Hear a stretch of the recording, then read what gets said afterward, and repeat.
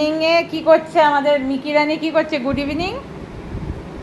এই যে মিকি রানী ডট্ট রানী কত কথা কয়, ওগো আমার মিকি রানী তুমি একটা টয়। টয় ভালো দিলে। ও কিন্তু নিজে এসে এখানে শুয়েছে। ওই হ্যাঁ। যে কুশন ওইভাবে নিয়ে নিজে শুয়েছে এসে জাগা করে। আমি কি কুশনটা ও নিয়েছে? হ্যাঁ, আমি তো ওই ঘরে ওই রুমে শুয়েছিলাম।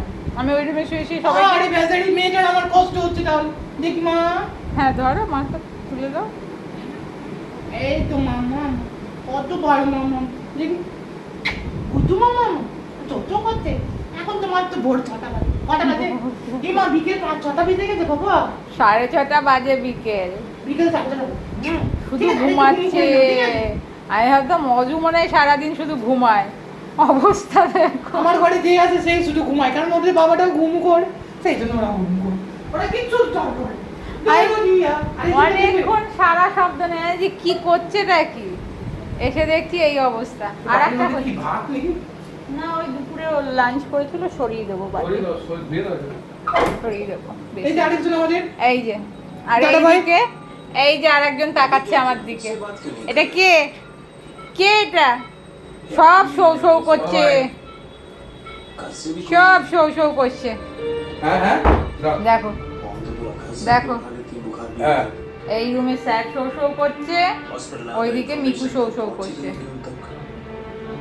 এখন 6:30 বাজে, এই অবস্থা ঘরে। সকালেও এই অবস্থা, সন্ধ্যেবেলাতেও এই অবস্থা। পুকু, আমার পুক্কু পুক্কু বাবা, একটা পুক্কু বাবা। আচ্ছা শো।